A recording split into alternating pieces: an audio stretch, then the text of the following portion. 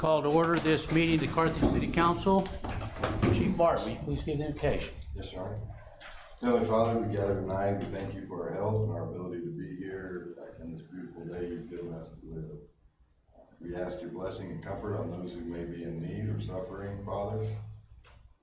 We also ask that you examine our hearts and fill us with your wisdom so that the fruit of our efforts will bring glory to you and you alone. In Jesus' name I pray. Amen. Amen. I pledge allegiance to the flag of the United States of America and to the republic for which it stands, one nation under God, indivisible, with liberty and justice for all. All right. Miranda, would you please call the roll? Topete. Present. Harrison. Here. West. Here. Thorne. Here. Perkins. Here. Snow. Here. Kane. Here. Wells. Here. Ready. Here. Okay, every smiling face. All right, I know you've had an opportunity to take a look at the minutes from the 28th April meeting. Obviously, I was not able to attend. I'd entertain a motion to approve those minutes. Make a motion to approve those minutes as written. Second. I have a motion, a second, to approve the minutes as written. Any discussion? All in favor? Aye. All opposed? All right, minutes are approved. All right. We'll move on. We have no presentations or proclamations tonight, so we'll move on to public comments. Anyone wishing to address the council, please step to the podium, state your name and address, and please limit yourself to 5 minutes of comments.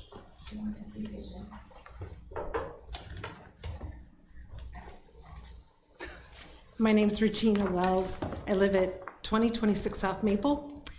And I'm just curious about how things are going with whether they decide to do or not to do the Lime scooters. I still have very strong fears about them, and I don't think I'll ever get over it. But, you know, it'd be kind of neat if we could see what the contracts read, and maybe that might make me feel better, but right now, it just, things aren't right, and I just want to know how it stands so far and where we are with them so far. If anybody has anything to say. Because it's a tough subject, I know. But I know what almost happened to me, and I can't get over that. I still have nightmares. It's to be discussed tonight. Okay, thanks. Anyone else wishing to address the council, please step forward, state your name and address, and limit yourself to 5 minutes. All right, seeing no one else, we'll move on now to... Yeah, she's gonna, She wants me to do it. yeah. Sally Stewart, Vision Carthage, and I'm going to give a monthly report instead of a quarterly. In 1 month, we have planted all over this town. We still have the roundabout to do when the roundabout gets, or roundup or gets sprayed, then the last roundabout will be planted. And then we've hung the flags around the square and up Garrison and so forth that are the 250th anniversary, as well as acknowledging 6600th anniversary. We have had dumpster day. We've had cleanup day. I don't know what else we've done. We have been extremely busy, and we are now planning Restoration Carthage, which is in the fall, but if anyone has applications or know of areas in need of assistance with sort of updating, improving landscaping and curb appeal, let us know. That's it. Thanks, Sally. Anyone else who wishes to address the council tonight? Going once, going twice. All right, now we will move on to reports of standing committees. First one is Budget Ways and Means. Alan. Thank you, Your Honor. Budget Ways and Means Committee met last night here in council chambers. We had a pretty full agenda, and first thing on our agenda was the budget adjustment to the 25-26 fiscal budget for the police department.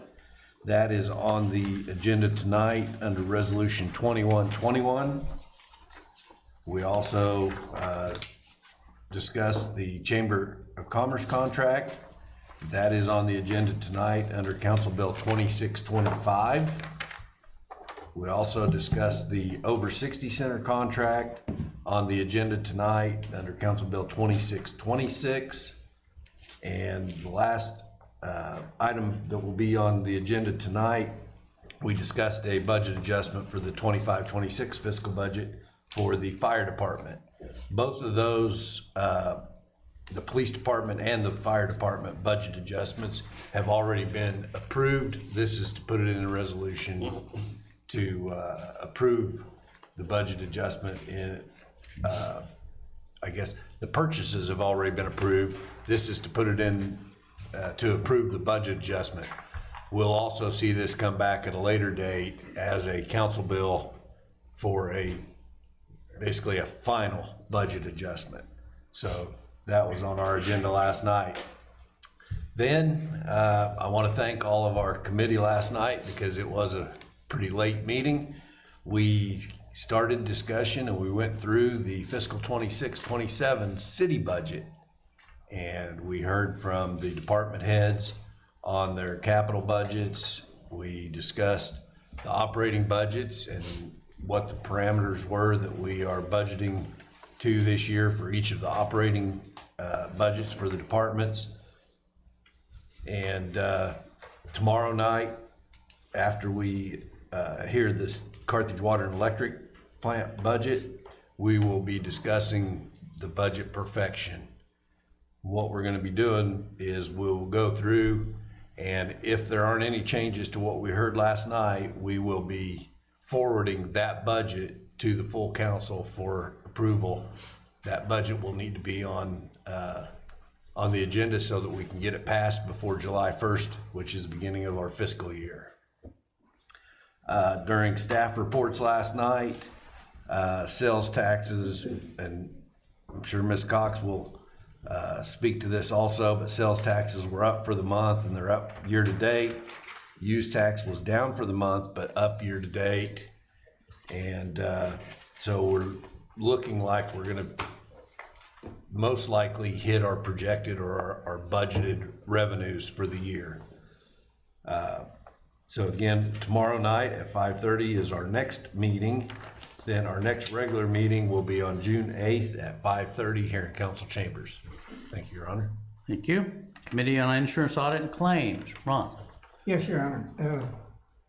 We met in chambers here at 6 o'clock tonight, and our first part of the agenda was to approve the claims, $3,189,025.99, which will be on our agenda tonight, and Miranda will be reporting all that.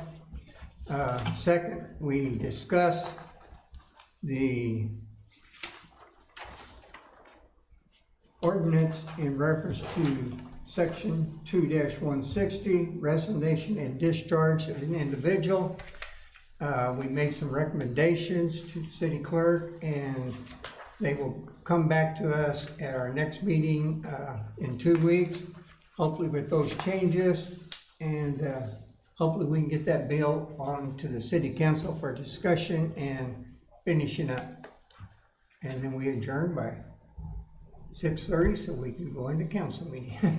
Okay. Anything else? That's all, Your Honor. All right, thank you. Public Safety, David. We're between meetings. Our next meeting will be the 18th at 5:30. Okay, thank you. Public Services, Beth. We're between meetings for Public Services Committee, and Richard will be speaking to some of the updates that he's providing to the mayor and council about the swimming pool. We will be discussing a discussion this evening on the Lime scooters, and then also we'll be just promoting the Red, White, and Boom as we go along. And then we meet next Tuesday, the 19th, I believe, at 5:30. Okay. So, Thank you. Public Works, Juan. All right, Public Works met on May 5th. We talked about several things. The first thing was the county road tax funding that will now come directly from Jasper County instead of, where was it coming from? the Special Road District, so it's coming out directly from them instead of the Special Road District. We discussed some of the usage of that money that we have in there. We talked about maybe using it for roads. The recommendation from the committee was to use it for stormwater, specifically there on 4th and Garrison, where it floods a lot, right by Memorial Hall, Brahms, SMB, that little area. The project would initially use the money that we have from that and alleviate, correct me if I'm wrong here, Josiah, that area all the way up to Garrison, right? The flooding that happens all the way in that stretch. Yeah, so from Garrison all the way, that ditch will go all the way to Central Avenue where the railroad tracks are. It goes underneath right there, so that would be an improvement to that area. So yeah, so it would help the flooding all in that area. The committee also reviewed bids for replacement forklifts for the recycle center. 2 bids were received, with the low bid submitted by BMH for a Unicare forklift in the amount of $21,450, which is under the $25,000 budgeted amount. Staff reviewed the equipment and recommended approval of that forklift. And the committee voted to move that forward to council. So at this moment, I move to approve the bid from BMH Industrial for the amount of $21,450 for the purchase of the replacement forklift for the recycle center. Second. Okay, I have a motion and a second to approve the bid for a forklift for the recycle center. Any discussion?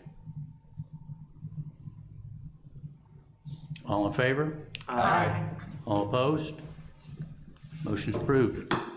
All right. We also received an update on the loader for at the recycle center. It is currently being revamped. It's pretty much all the work they're doing should look like a newer loader,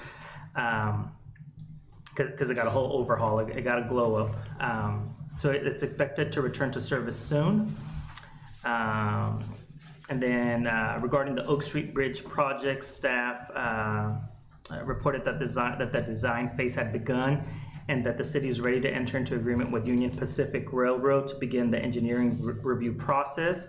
The committee voted to move forward with the agreement and authorize the notice to proceed. We should be seeing that at our next council meeting as a council bill, but just foreshadowing a little bit of what's to come.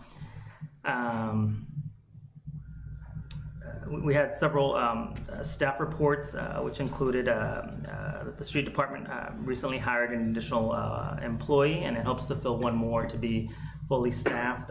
There was other reports, and I'll actually just let Josiah hit on those so I don't tread on his water.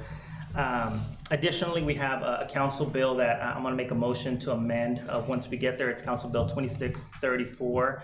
I'll wait till we get to that point, but again, just a little foreshadowing.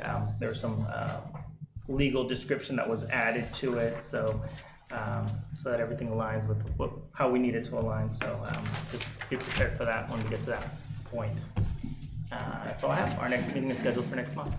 Okay, thank you. All right, we'll next entertain reports from special committees or board liaisons. Yes, Robin. Your Thank you. Yes, Your Honor. Planning and Zoning and Historic Preservation met on May 4th at 5:30 here in council chambers. On the agenda, we had several requests for certificates of appropriateness, one for the placement of an exterior signage at 116 through 118 West 4th Street, which was approved. One for the placement of exterior signage at 115 West Chestnut, which was approved. And then one for the rehabilitation of property located at 136 East 4th Street, which was approved. There was one for placement of exterior signage at 423 South Main Street, which was tabled due to no representation from that business.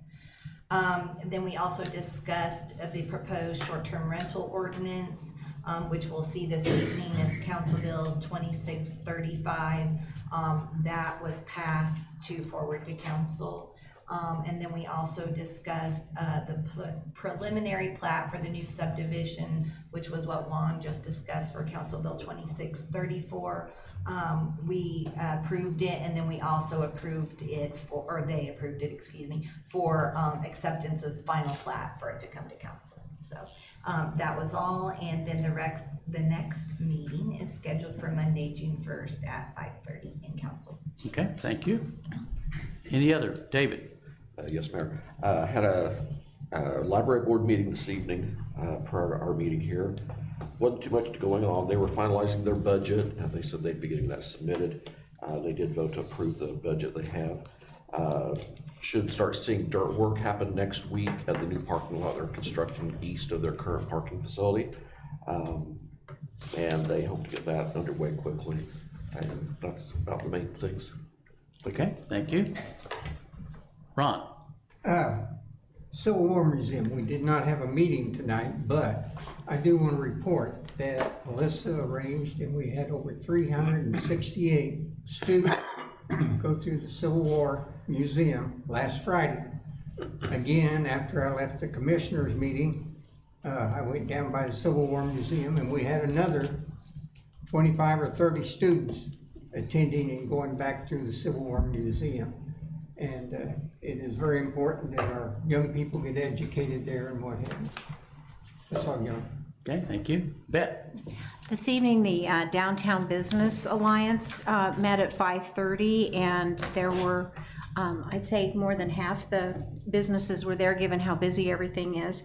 They discussed the flower walk that they had, and I think everybody talked about how well their businesses did with that participation, and also the 417 shopping was turned into actually some really good business coming in, not just people coming into the stores as well. And the musicians, I think that was the evening, right, that they had that as well. And also they're planning that they will be getting together both with Melissa with tourism and also the chamber. June 20th, they plan to have a sidewalk sale. And Sally Stewart is going to make sure that all the I's are dotted and T's crossed for any kind of permits or anything that's needed or notification for that as well. So it was very encouraging to see the level of participation in that whole space, because it's very important. And as I told them, I had the opportunity to go to 2 different county seats with courthouses and squares this week, with really nice looking courthouses, but nothing like the jewel that we have. And the vacant buildings in those communities on the square is pretty astonishing. So when you step back and look at what's going on, Carthage has a great feel. Our square does, it continues to, and I think to keep moving forward and building upon that so that we can take a lot of pride in what we're doing here. So Anything else, Beth? that's all. Okay, Jack? CWEP, Mr. Bryant will present the budget tomorrow night, I assume here. To whom? To the budget committee. The budget committee, I should have known that. And they've moved the monthly meeting from the 21st until this coming Thursday at 3 o'clock. That's all. Okay, Susan? I was just gonna remind everybody, the Boots Court Foundation meeting that they would have had this Thursday has been moved to next Thursday, the 21st at 4:30 at the Visitor Center because of graduation. Okay, thank you. Anyone else with the special committee or board liaison? Okay, we'll move on now to my report, I guess. All right. So, since I last spoke with you, here's what we've had going on. First of all, as indicated, we've had numerous budget meetings. Alan never saw a slot he didn't want to fill. As he mentioned, we met last night, and of course, we're meeting again tomorrow night. So, I think he's in collusion with my wife to keep me out of the house. At any rate, those are going well. We are going to have some hard decisions to make in the future. And we'll come to grips with those and let everyone participate and decide what we want to do going forward. I was able to attend the Cinco de Mayo Health Fair, which was held down here at the Farmers Market Pavilion. Weather was not necessarily favorable. It was kind of cold and rainy, but they had a pretty good turnout, and it was early when I was there, but my hat's off to all the healthcare providers that were down there doing that, and I think it went well. The same day, I was able to go down the street, and those of you who haven't been here yet, or been to it yet, but on 4th Street between Main and Lyon, there is a new boxing studio. It's called Heartbeat Boxing that is open down there, and they've got a nice little space that they've constructed, and it's a new startup from a family that moved here, relocated from California. And one of the things that they are offering, which I think is attractive, is they are offering self-defense classes for women, and it's in honor of a family member that was very sadly a victim of domestic abuse.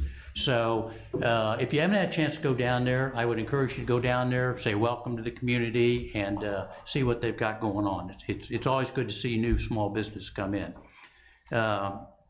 As Robin alluded to, I was also at the Planning and Zoning, and those folks are doing everything that she just alluded earlier, in addition to continuing to move forward with the historic guidelines rewrite that they're going to come to you eventually. So hang on, but they're bucking some heavy loads for us down there right now. I was able to attend the National Prayer Day, which was held here on the south lawn of the courthouse. Once again, I think very well represented. Regina Shank and the Ministerial Alliance put that on an annual basis, and again, the weather was absolutely glorious that day. It's Missouri in the springtime, you just never know for sure, but it was a well done affair. I had a long Zoom meeting with a man by the name of Charles Goldman, who is a consultant out of Boston, and he is been hired. I'm not certain exactly who's hired him, but he is pressing the passing of a bill which is called the Missouri Innovations Initiative, Innovations Zone Initiative. And what it is, it's a bill that's now passed the House and passed the Senate, and it's on the governor's desk. He has not signed it yet. And what it's essentially to do, it's an incentive program to try to inspire redevelopment and or development of city centers, either square-based centers such as the one we have, or cities that are more Main Street focused like Joplin or Rangeline, that sort of thing. They've got a bunch of different things they're trying to put in place, primarily based on tax abatements and those types of things that they would offer if the governor assigns it and put it into place. The challenge that they've got, I think particularly, is most of their incentives are income tax abatement based.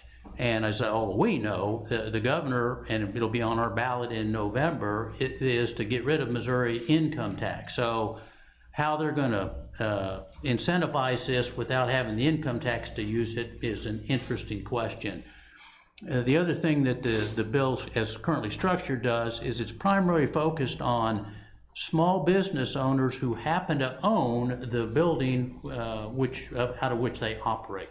And what we've got here on the square, as everybody knows, we have landlords, if you will, or property owners, and not necessarily, and Sally, not getting out of your way here, but not necessarily the owner of the building is running the business that occupies the building.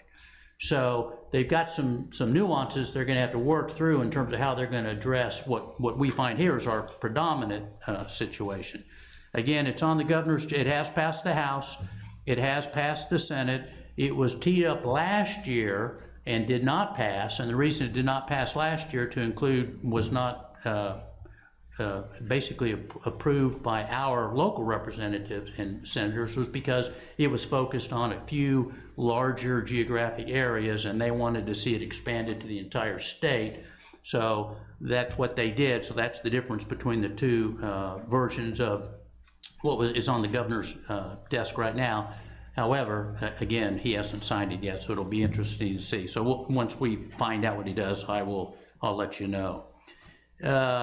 CWEP, as everybody, and of course Jack knows this too, but they finished up another water week last week. They finished up with the chamber coffee out at the water facility, which was well done. And of course, they had the tower to tower run on Saturday, when I'm sure I just missed you. You were all out there running, I'm sure, early in the morning, and congratulations on finishing in fine shape.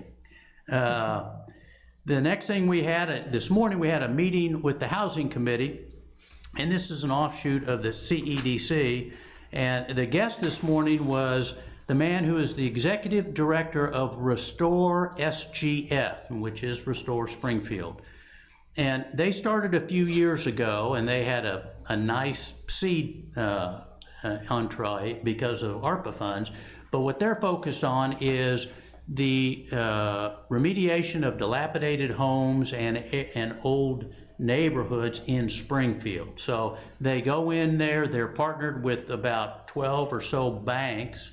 They go in there with a variety of different incentives for homeowners to essentially make improvements, primarily outside improvement, but basically kind of what the appearance of the neighborhood looks like, do improvements to their home, and then there's different incentives for what they can get done. And they've had a tremendous amount of success doing that. So he was invited down today, and this is the same guy. Some of you may know Brendan Gramisi, I think is his name. He spoke a couple of months ago at a public forum. So this is the same guy, but much more detailed conversation. So the Housing Committee is chewing on that, and I think we'll see what they decide to come forward with.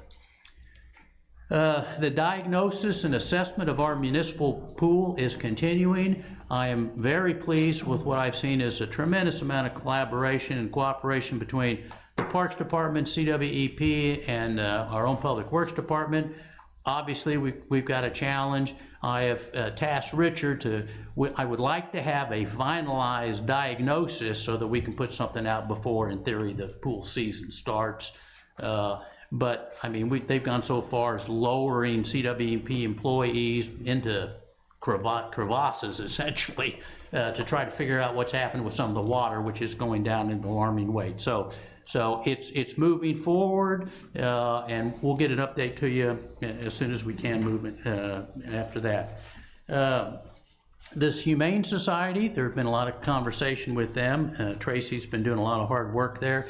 The Humane Society Board has determined that they do not want to commit to any type of contractual relationship with the city.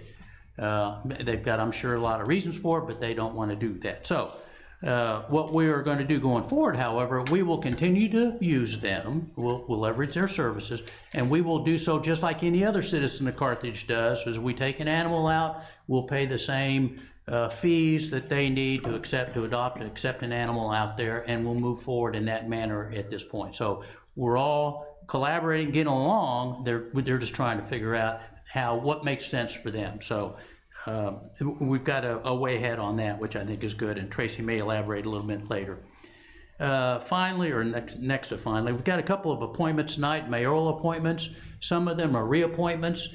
For those of you who are new council members, you'll see that for reappointments, we normally don't embed any type of biographical background in their appointment packet, but for those who are new appointments, we do add you a little bit of color in terms of the qualifications that they would bring to the appointment that I'm nominating them for. There's more information available on them if you would seek more, for example. Certainly just give Miranda a call and she can share a full resume if you think that's needed. But I ask for your support there. Clearly, this is the time of year we'll have some turnover of appointments and board positions as terms expire, et cetera, et cetera. So I'll continue to keep those teed up for you as we go forward. And finally tonight, Ward 2, the council person, the absent seat in Ward 2, obviously we reported last time on the election. We've had the position advertised on the city website since 15 April, and it absolutely floors me that no one wants to come join such a good-looking, intelligent group of council people, but we don't have anyone yet. So what I will start tomorrow is I will transition from I'll transition to a recruiter, which obviously I've had to do before, and do what I can to, and I'll solicit other assistance as well to try to make sure we get someone to fill the seat and return us to a full council.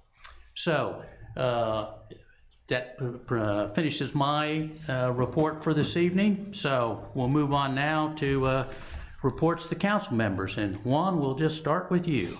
I don't have anything, Your Honor. Robin? Oh, I thought you were still looking at one. I have nothing this evening, Your Honor. Ray? I did some door knocking in my ward, and I spoke with 12 people, asking how they thought the city was going and what, did they have any complaints, etc. 8 of them had no comment one way or the other. They just don't follow what's going on in the city at all. I did have 2 folks complain about police matters. One was got too many speeders on our street, and then the other one is there's too many loud vehicles in town. And so, anyway, that was all of that. And then I had the last 2 were very complimentary to us and to Josiah, very happy about our movement to clean up the city. And they wanted to make sure that that was voiced. So that's my report. Thank you. Thank you. David? Couple things. I was out at the Parks office a couple of days ago to Rent Memorial Hall for a family reunion, and I got to talk to Richard for a few minutes. He was very informative on the pool issues, had pictures to show me. I appreciate him taking his time to explain some things to me. Down at Central Park today was Famous Americans Day. Our 5th grader was quite excited about that. He came home, telling us all about the famous American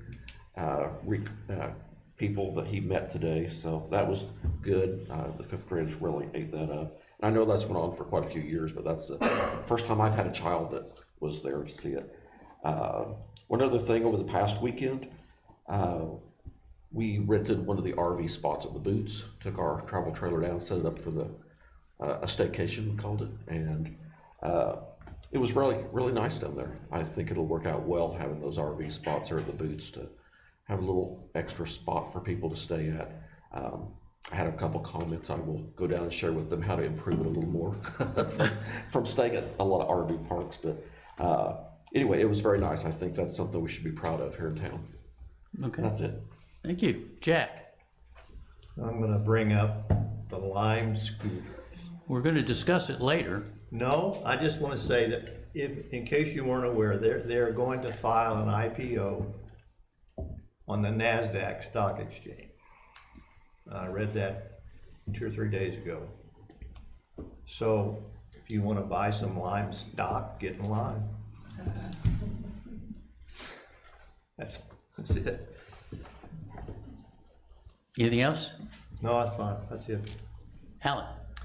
So I know I mentioned earlier that our budget committee meeting last night went very smoothly. Again, I want to thank Tracy, Miranda, all the department heads. This is my 7th year as chair of our budget committee, and Councilman DePete was on the committee previously, and we used to come up here Monday night, Tuesday night, Wednesday night, sometimes until 11 o'clock at night, because that was the first time we actually saw the budget. So we would see the capital budget on Monday, then the operating budget on Tuesday, then CWEP budget on Wednesday, and then Thursday we would be so mind blown by everything we had seen all week and start discussing it. And I've worked with Tracy and Miranda, and they have done a fantastic job of getting our budgeting process where it's actually manageable.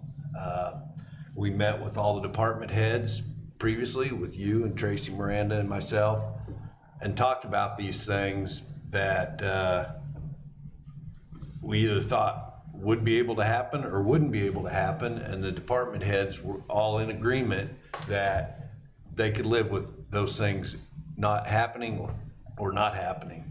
And so again, I want to thank all of them for the time that they put in Our meeting last night was so smooth. Hopefully tomorrow night, our meeting will go just as smoothly. And we didn't have to bring snacks and refreshments up here to be here till 11 o'clock. So again, I just wanted to thank everyone that participated last night and look forward to our meeting tomorrow night. That's all, Your Honor. Thank you. Yeah? So I kind of like Ray, I had a lot of feedback from just different people about the, just things going on in the city, and quite a bit of people in my ward and other places have also just very much appreciated the city stepping up on code enforcement. And one person got a letter and she posted on Facebook that she, as much as she didn't want to get the letter, she knew that it was important to take responsibility for something that they had on their property. And they've got a great yard, but it was nice to see people not just complaining, but really being supportive of what we're trying to do to make things better. And I, you know, it's not easy. I know that for sure. And I think that they've been pretty complimentary. So I think it's definitely the right direction.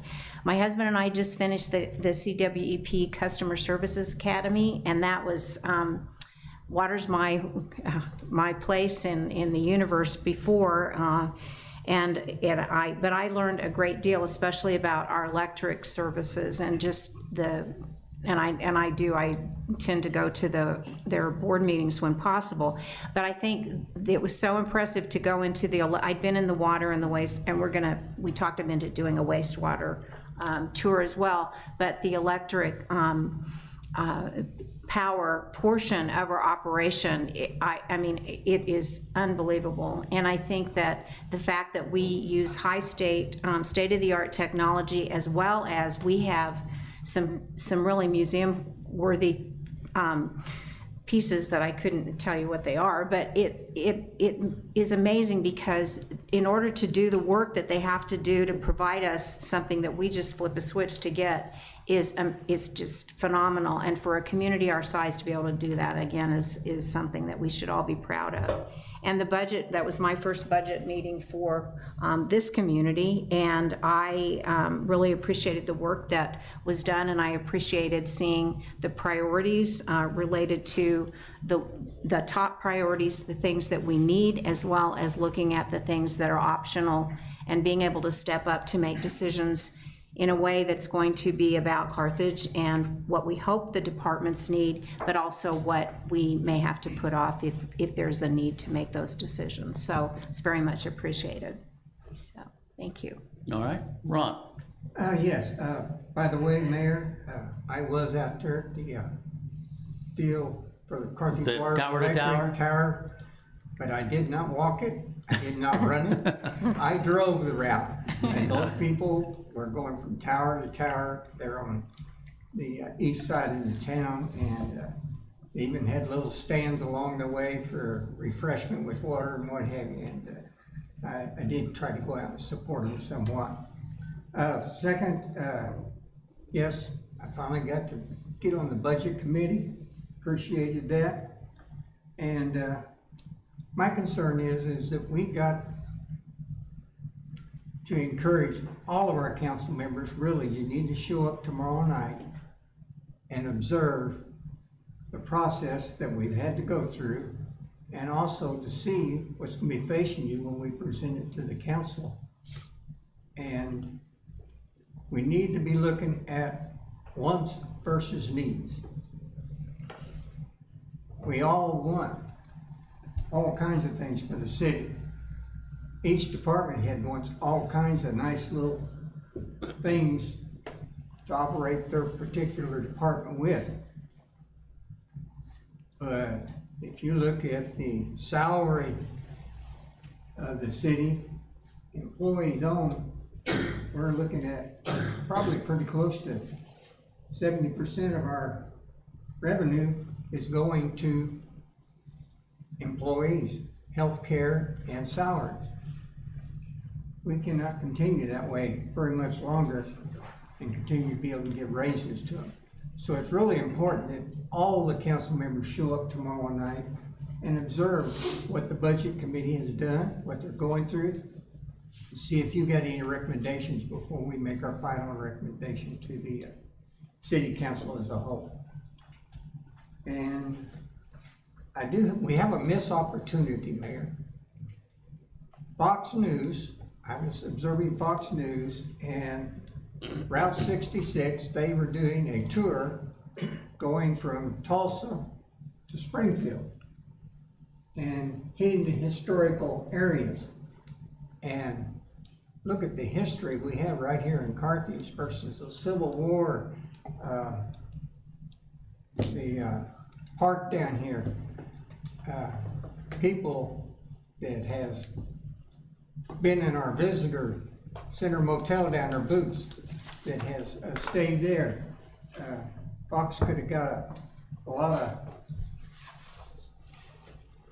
pat on the back for the Carthage and maybe even encourage some more historical people traveling, coming through here.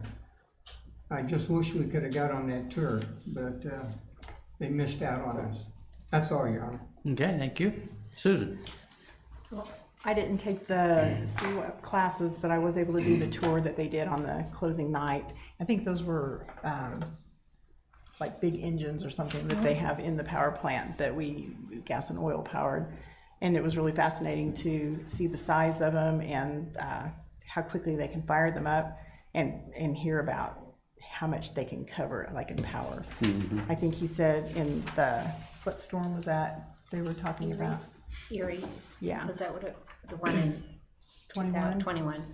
Yeah, they were able to Erie. fire one up and run it for like 3 days and power the whole city. So it was Yeah. pretty impressive. Yeah, it is. Anything else? That's all. Okay, we'll now move on to reports to the officers of the city. Richard, we're gonna start with you. Thank you, Your Honor. I would like to, first off, I hate giving public accolades because I know I'm going to forget somebody, but I'm going to do it this one time. Dumpster Days, I think, was a huge success. Not just Vision Carthage, but the police were out there herding people along. Public Works was out there doing work. At the same time that was going on, we had a full-blown softball tournament 200 yards away that was not affected at all because of proper planning. So, thanks to everybody who was involved with that. Other things we've been working on, CWP's been just a great help to us in a number of aspects the mayor already talked about. The swim pool, they've also been helping us out with the light issue, as far as we've got some light standards that need to be placed. Josiah, myself, and several representatives of CWP have looked over that. So we're gonna be working on that. So it's good to have, I know they're with the city, but it's good to have a working relationship, especially with Public Works as well. So Mayor already talked about the pool, so I'll let that go. And thank you very much. Josiah. All right, so just to start off tonight, a couple of the items that we're going to be seeing on the new business, South Rollins Creek preliminary plat. We did discuss moving that and considering that as a final plat. I do want to make everybody aware that we did receive that plat back with the corrections that we asked for them to make, and it all looks really good. So everybody can kind of rest easy there. Let's see, I figure we'll probably, if there's any discussion on the new ordinance as far as short-term rentals go, that's pretty in-depth, so I'm hoping we'll be able to answer any questions on that later.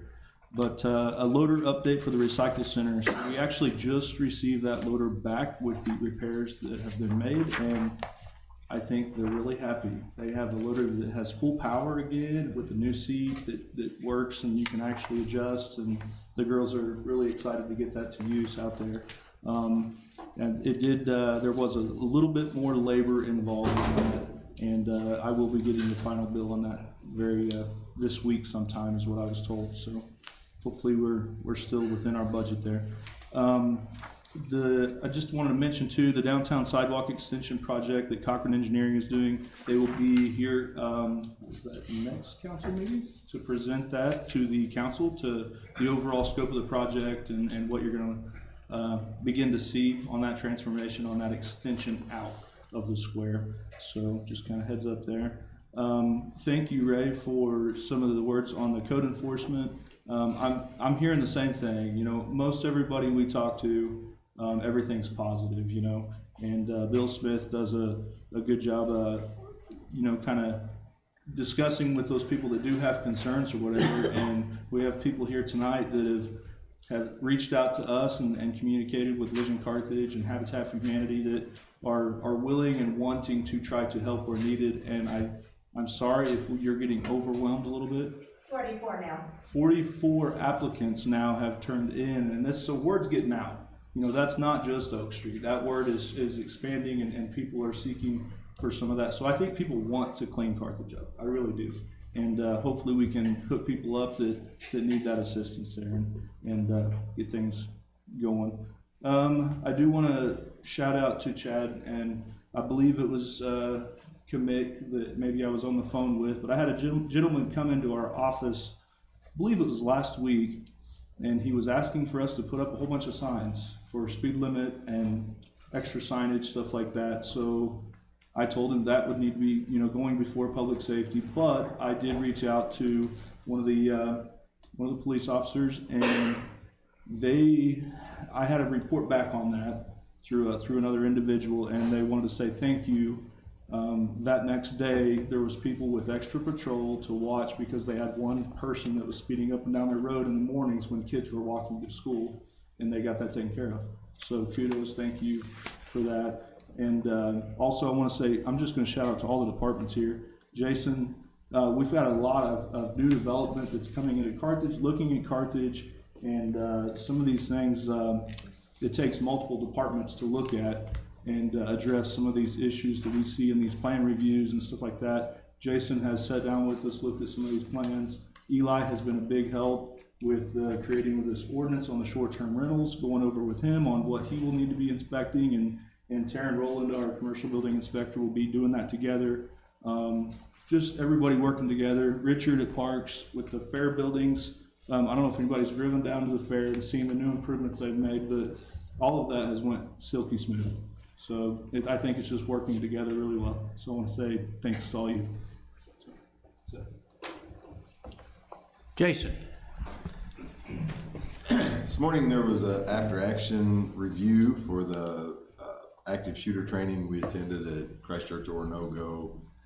Deputy Chief Maples, Train Chief Calhoun, and our EM coordinator Morgan Hausch attended that meeting, consisting of area fire departments, police departments, sheriffs, deputies, EMS, and the dispatchers over at Christchurch Oronogo, and they said it was very well received, very well done, and they are looking to potentially have their next active shooter training live scenario.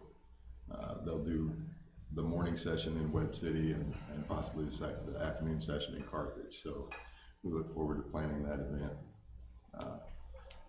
If you go past Station 2 tomorrow or Station 1 on Thursday, you'll see a lot of water in the street. We're hose testing this week, so we do that annually. Make sure our equipment is functioning properly, and we take old hose that leaks out of service and replace it. Roof repairs for Station 1 start tomorrow, and I messaged Rich before the meeting. Our roofer stopped by to put his sign up that he would be there roofing tomorrow, and a giant limb fell in the park and startled him, so he's going to get that cleaned up tomorrow. But I offered to have the guys go cut it up, and he said no, they'll just spray water on it and say it's good.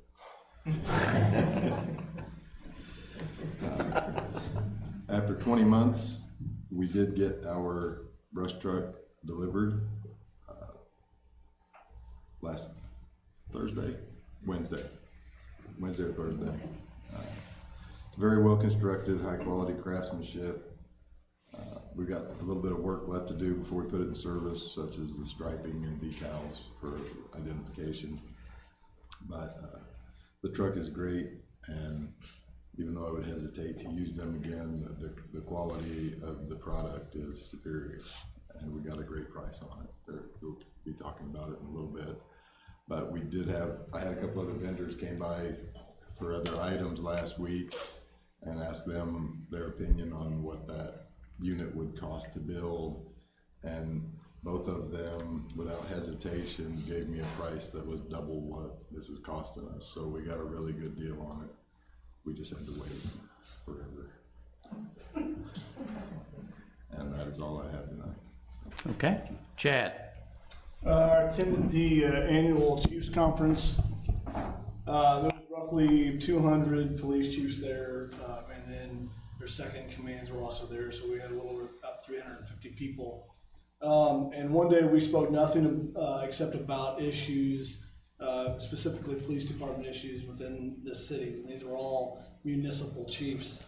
And as I listened to the stories for 8 hours, it really made me appreciative of working with a professional city, because I had no idea what occurs in some of these municipalities. So I took a lot away from that. It made me, like I said, appreciative of what we have and the professionalism of getting things done, because that doesn't always happen.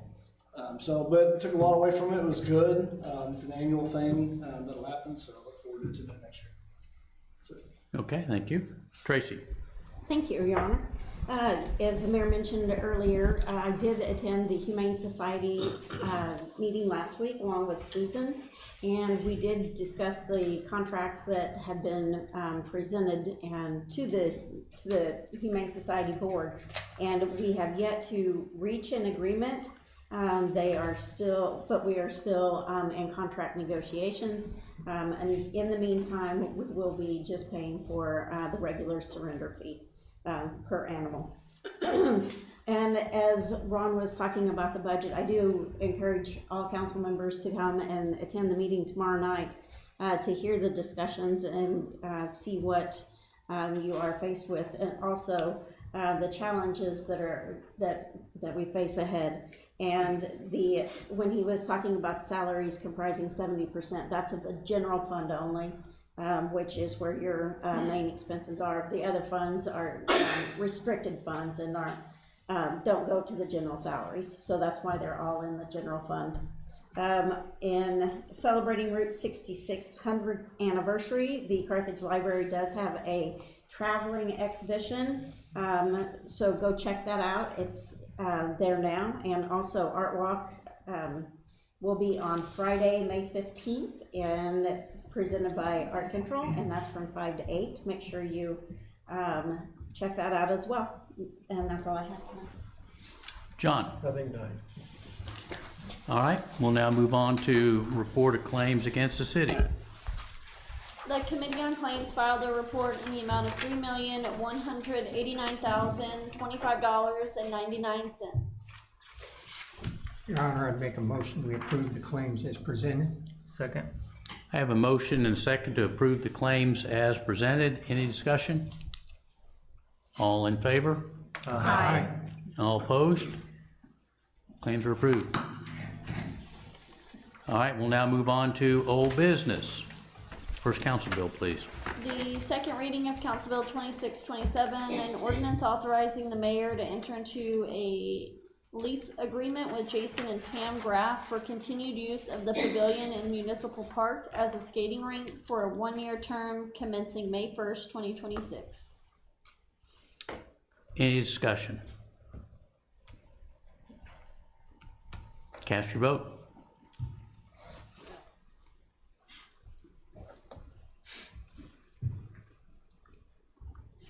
Council bill passes. Next council bill.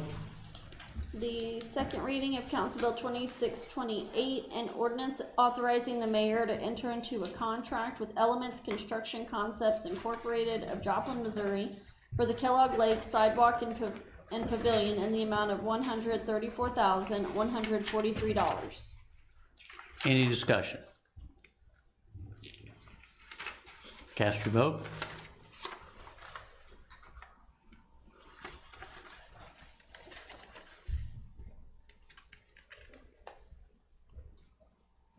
Council Bill adopted. Next Council Bill. The second reading of Council Bill 2629, an ordinance authorizing the mayor to enter into a contract with Vision Carthage for specified services in the city of Carthage from July 1st, 2026 to June 30th, 2027 in the city of Carthage, Missouri. Any discussion? Cast your vote.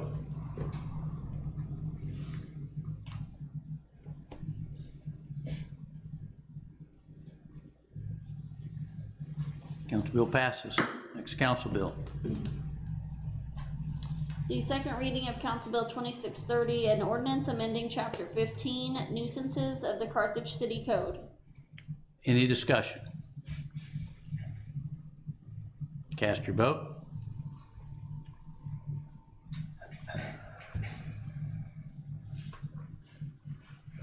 Council Bill passes. Next Council Bill. The second reading of Council Bill 2631, an ordinance to amend Section 503, holidays authorized, of the Personnel Policy Manual of the City of Carthage by adding Good Friday and amending the holiday observation days for Christmas Eve and Christmas Day when Christmas Eve falls on a Sunday. Any discussion? Cast your vote.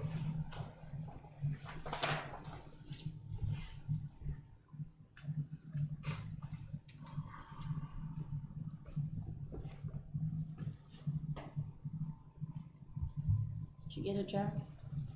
I kept hitting the button. Good. Council Bill passes. All right, that's it for old business. Now we move to new business. First Council Bill, please. The first reading of Council Bill 2625, an ordinance authorizing the mayor to enter into a contract with the Carthage Chamber of Commerce for specified services from July 1st, 2026 to June 30th, 2027 in the city of Carthage, Missouri. Any discussion? Yes, Tracy. I would just like to say that the only change in this contract, the mayor has negotiated a seat on the board of the chamber, and it will be a voting position. Any other discussion? Next Council Bill. The first reading of Council Bill 2626, an ordinance authorizing the mayor to execute a contract between the city of Carthage and the Carthage Over 60 Center for services in the amount not to exceed $23,000. Any discussion? Helen? So I would just like to explain a little bit. So the city owns the building that the Over 60 Center is in, and we have had this contract with the Over 60 Center prior to me being on council, so it's been quite a while. This money is not for them to operate the Over 60 Center. It's to help pay for their utilities and also if there's maintenance to be done on the building. So we provide them a building, we pay their utilities. The Area Agency on Aging is the one who actually operates the Over 60 Center. So a few months ago, 6-8 months ago, whenever it was that they were having financial problems, that didn't really have anything to do with the city because we only provide them with the building and the utilities in order to operate. So I just wanted to clarify that this is the same contract that we've had for several years, and it's to pay their utilities and provide maintenance if anything needs to be done on the building. Okay, thank you. Tracy, you had something you want to add? I was just making sure that. Any other Al discussion? covered it. Next Council Bill. Should I put this first before I vote to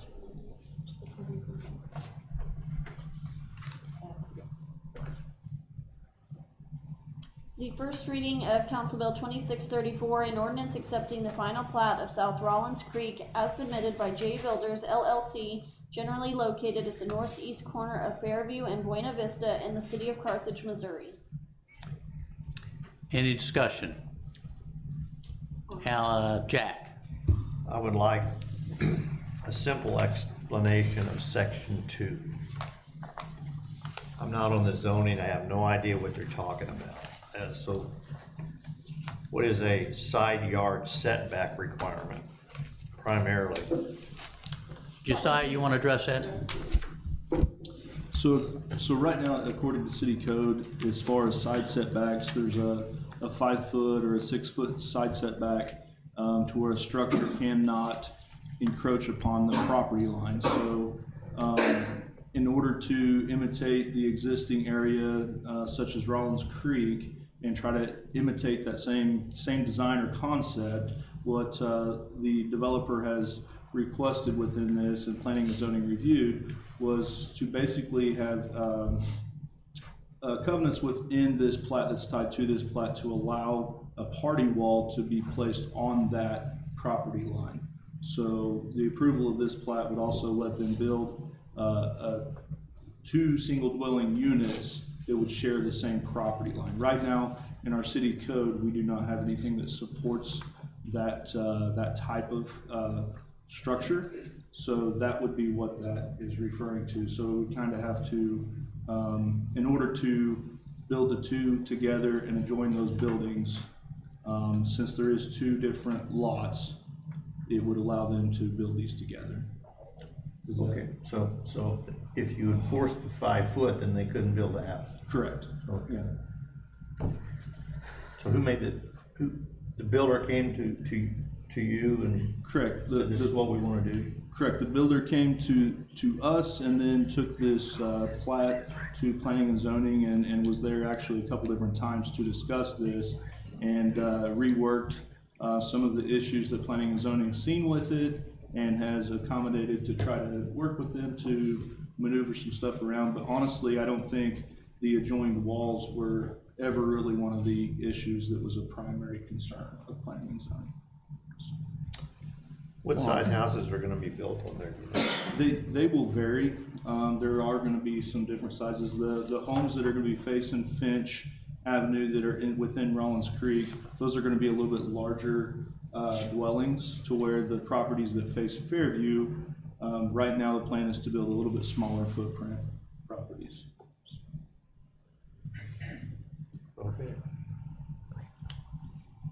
Is this gonna set a precedence for other builders? This is causing some talk within planning and zoning that we need to look at our current city code. Other communities have language within their code that allows such structures. They're called patio homes. This would kind of fall under a patio home concept. But yeah, we are looking at, planning and zoning is kind of discussing what options would need to be done in the future to address this, to make some stuff, concepts like this applicable to our city code where we can. If you drive down Wall Street from 32nd North in Joplin, I don't think you can walk between those houses. And so, is there a POA in Rollins Creek? Property Owners Association? In Rollins Creek. In Rollins Creek there is, so. But this is not it. Were they involved in deciding to? They were actually the HOA, I'm not sure, the representative from Rollins Creek has attended every meeting at planning and zoning.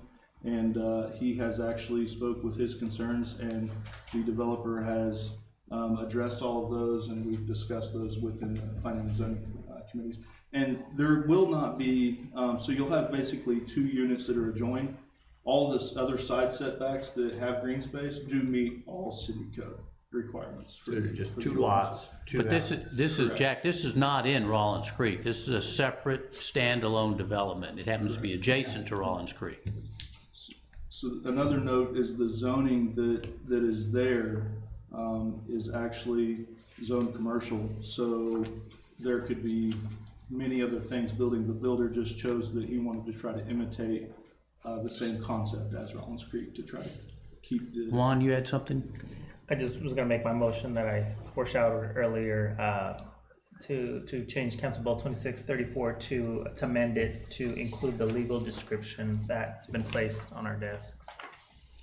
Second. Okay, I have a motion and a second. This is first reading. I have a motion and a second to amend it as provided in the in your package, I guess. All in favor? Aye. All opposed? No. Okay. I apologize, but reading this, section 1, the final plat of South Rollins Creek. But you said it wasn't Rollins Creek, so that was where the confusion, for me. Okay, Yeah, and it is considered South Rollins Creek. but it's not Rollins Creek. It's not part of actual Rollins Creek, no, not the original plat. Okay, thank you. Beth? I just had a question, and it may not at all be appropriate, but the gentleman that was here on the development that was out past the hospital, with the parking issues related to that, we don't have anything like that going on in this project. That was actually some of the things that we looked at in this project to consider. All the houses on Fairview will have a private drive that will have rear entry, and then the houses facing Finch will have a drive coming off of Finch with parking within their drives and garages there as well. And the association was consulted, but the homeowners on Finch, are they all? That's part of, all of Finch on that side is within the HOA. I know, of Rollins but Creek. did you have any other opinions besides what the homeowners association's leadership mentioned? No, other than just the meeting being made public and people aware, everybody was allowed to come and speak on that. Okay. Yeah, the Lee Sawyer, who is the president of the homeowner Yeah. association, is one who attended and spoke on behalf of the homeowner association. Alan? So this plat, will it be zoned single family, multifamily? It's zone commercial, so. It's zone commercial. It's endless what he could, not endless, that's the wrong terminology, but it could definitely be a much different structure, and we could not limit them at all to what they could do as long as they met setbacks. So because it's on Fairview, is that why it's zone commercial? Correct. Okay. Any other discussion? We've already passed the motion to amend it as indicated. So we'll move on to the next council bill. The first reading of Council Bill 2635, an ordinance to amend Section 25-251 of the Code of Ordinances of the City of Carthage to add subsection 19, short-term rentals as a special use with regulatory standards. Any discussion? Alan? I would like to say that I appreciate, I believe this was brought by Planning and Zoning. I appreciate their work putting this together. I know we do have some short-term rentals in town, and I think this will help us ensure the safety of the people coming to town using those short-term rentals. We require hotels and other businesses in town to meet fire code and have evacuation plans and escape access and those types of things. I think adding this short-term rental is something that we have needed for a while, and I just wanted to say I appreciate them working on this. Any other discussion?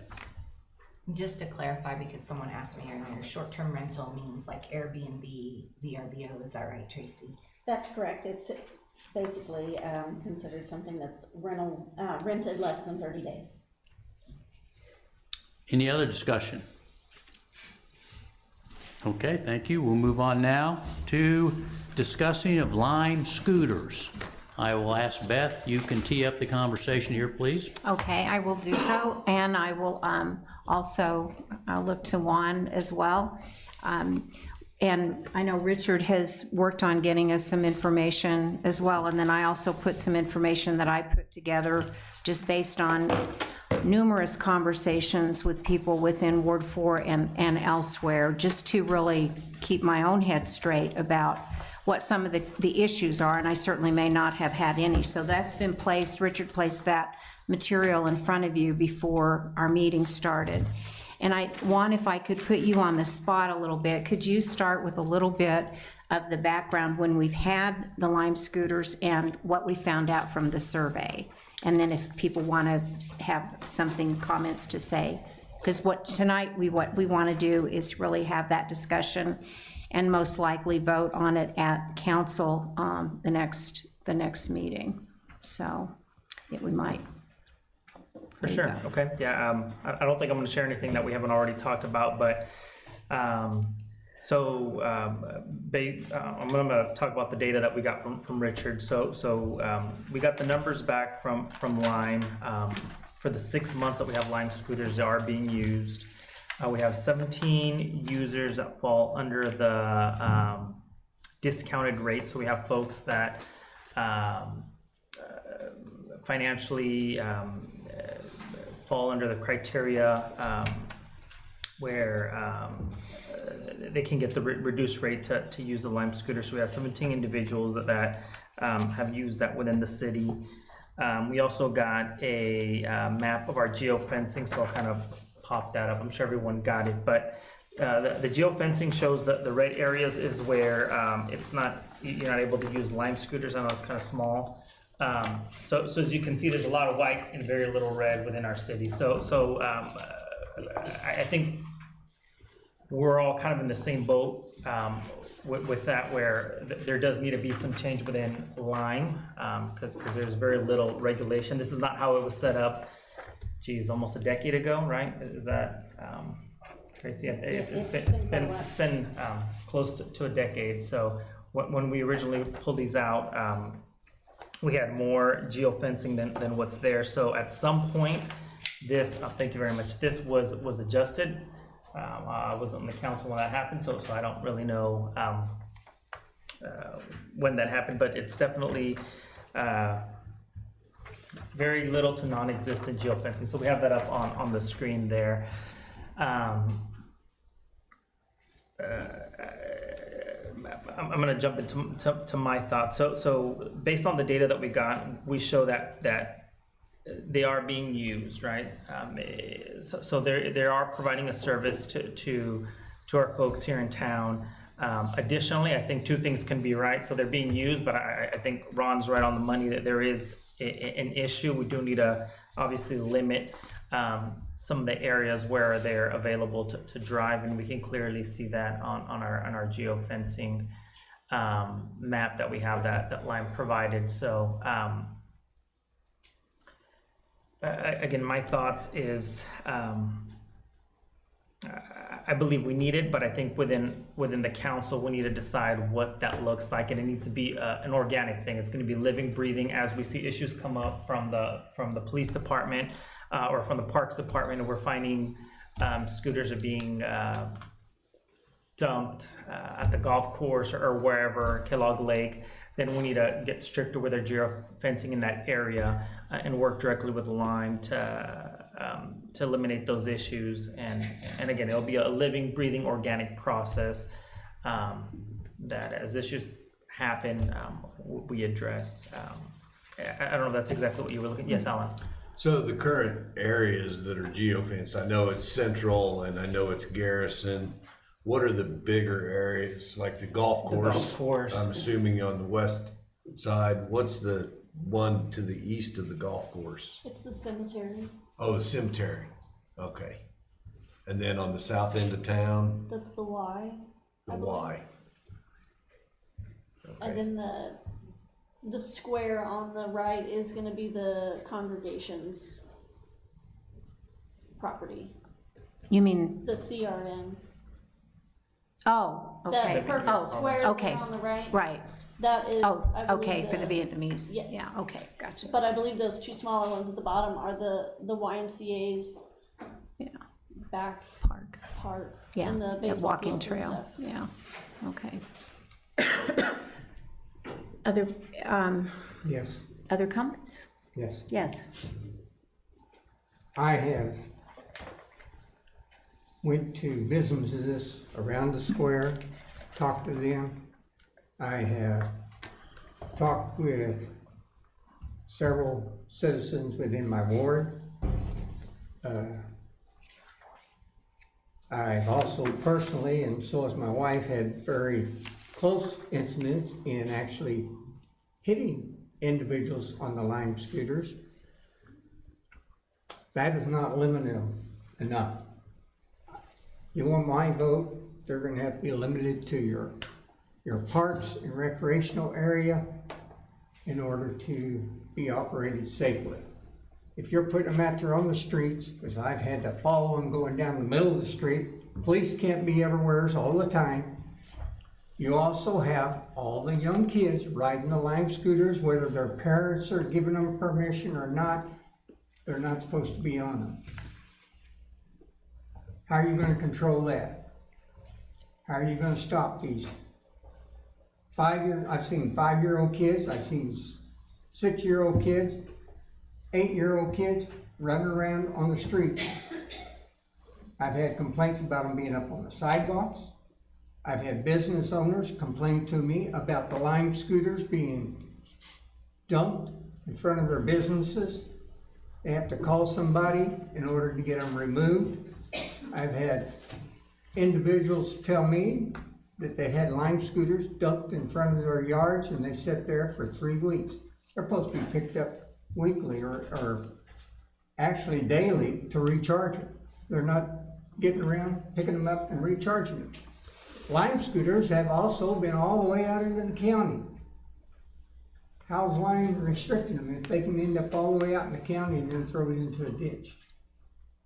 Until you come up with a regulation that's gonna hold Lime responsible and reduce the areas where those limes can be operated and who can operate them. And if I'm not wrong, if you're gonna be on the streets with those Lime scooters, do you not have to be 16 years old at a minimum and a driver's license, Chad? Yes, sir. So, in other words, they have to have an operator's permit to even be on those Lime scooters driving around town. And that's the law. And that's a state law. That ain't a city law, that's a state law. I think to clarify, Ron, I don't believe you need a driver's license to operate them, but Lime requires that you be at least 16, no? No, Because they're under 50. Whether electric or gas, you have to have a driver's license. Oh, Thank you. okay, okay. I had checked that out ahead of time. Okay. Alan? Any other concerns that you want to make sure we hear? Because I mean, it's important, Ron. I mean, Gee whiz. Well, no, but I had a I mean, is book, there? you know, I could give you No. all the complaints and even up on the square, they've been on the square, driving around on the square, on the sidewalk, in front of the people's stores. Some of them have been walking out of their store and almost get run over by it. You don't have a jury rig in there showing where they can't be.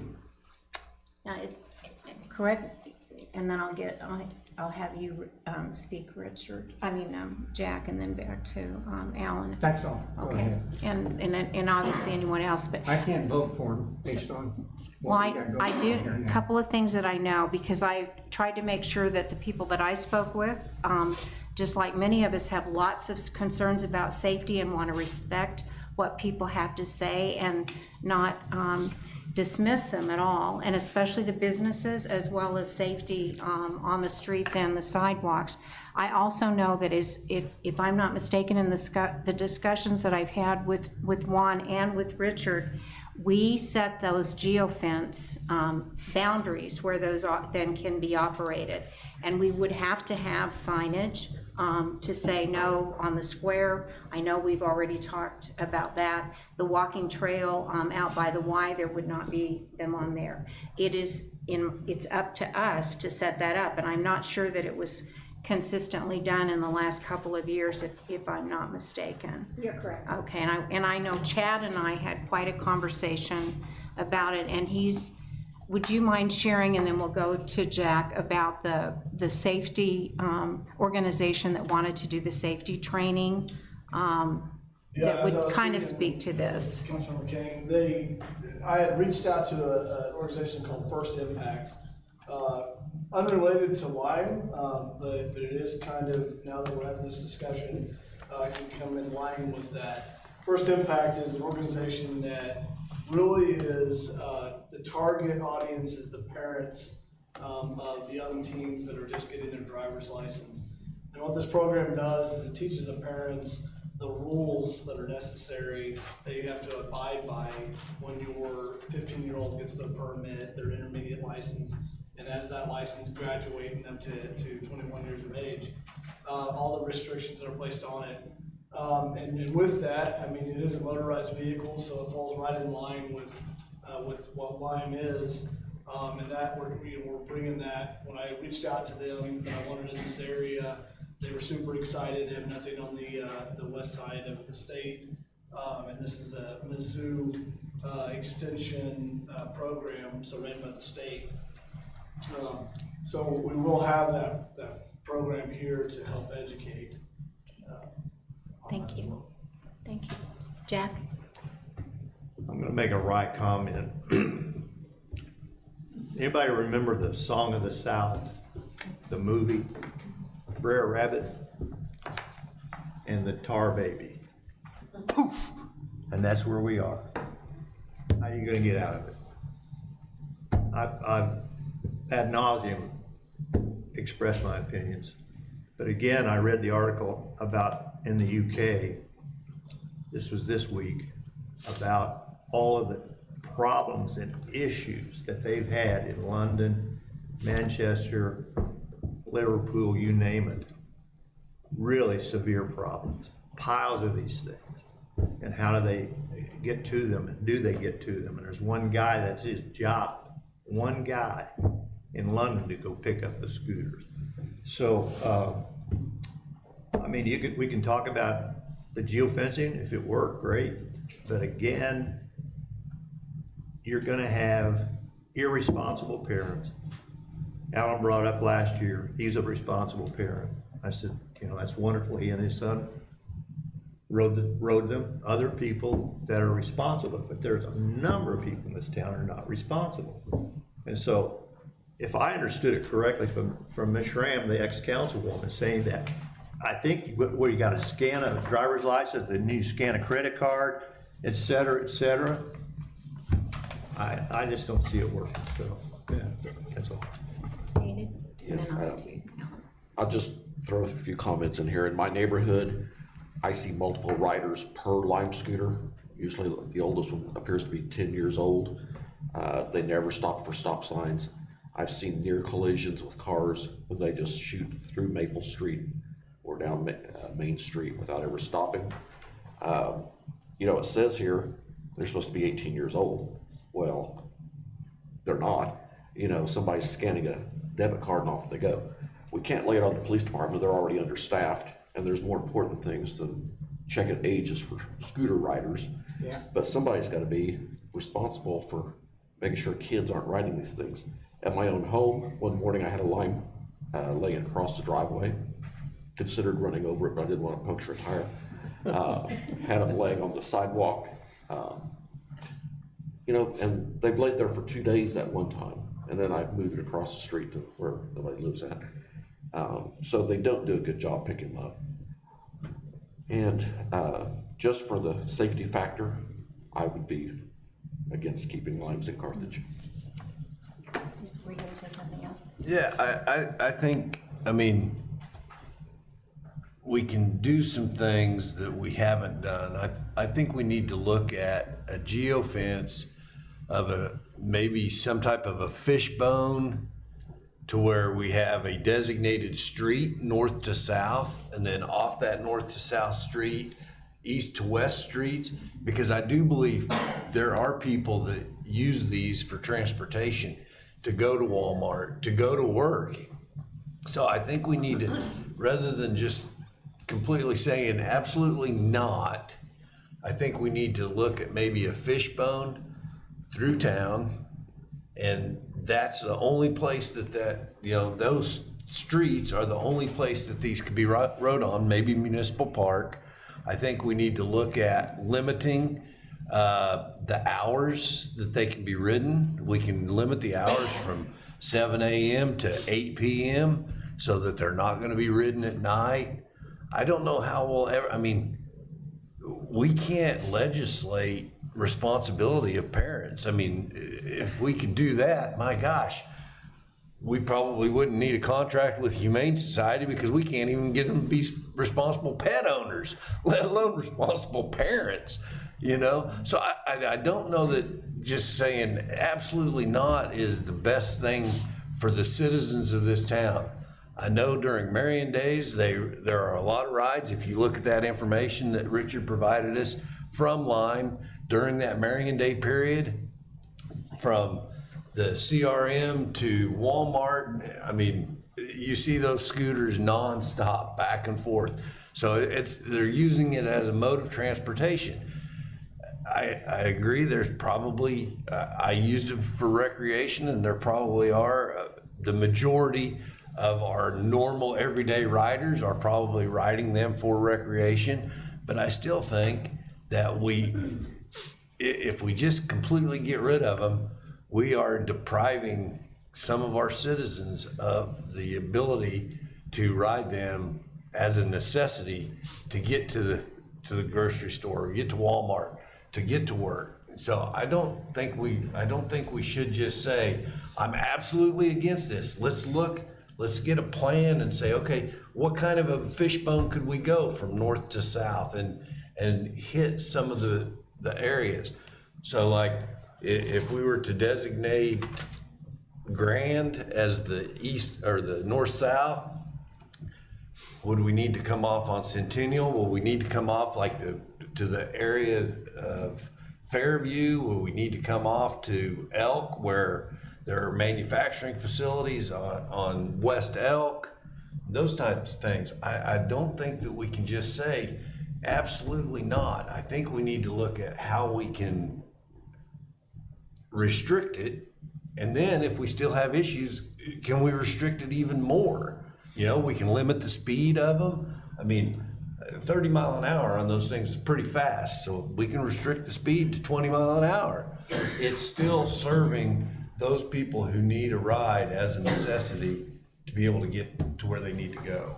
So I just hope we don't just say, no, absolutely not, because that would be very closed-minded and a disservice to some of our citizens that need it. So, I mean, I'll get to other people that have it. Susan, did you have anything that you would like to say? I know that it does help people who need a ride to work and everything, but one of my biggest complaints about the Lime scooters was during Marion Days. I know that a lot of them bring their own scooters and they pile 3 and 4 of them at a time on them, and they go around that roundabout on the Lime scooters and on their own, and you can't, I mean, it's not safe to even go up there on that roundabout because they don't even look for anybody. I don't feel like it was a help for Marion Days. I think it was a danger for us. Anything else? No. And then Robin, did you? And Ray? Yeah, well, I wanted to speak on it because I was on the council when we brought the Lime scooters in, and I vividly remember bringing them, and there was a very small geofencing when we began it. I believe it was just right here downtown, and it was kind of experimental to see how it would go, and then from there it expanded.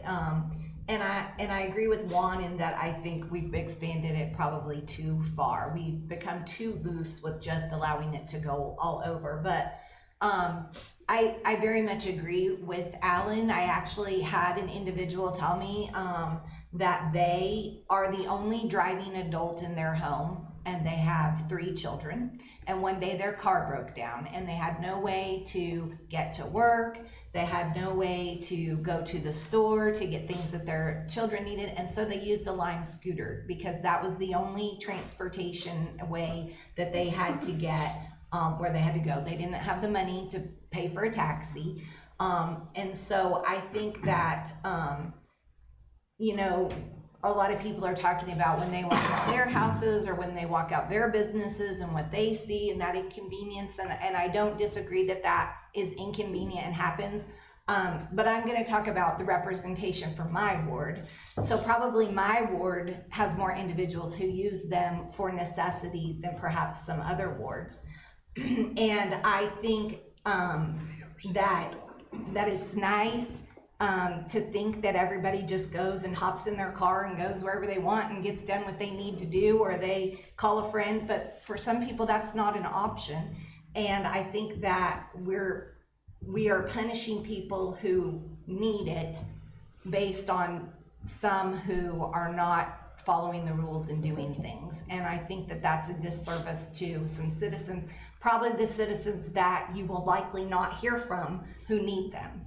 And so I would agree with Alan that we need to revamp what we're doing and how we're doing it and put some stronger regulations on it.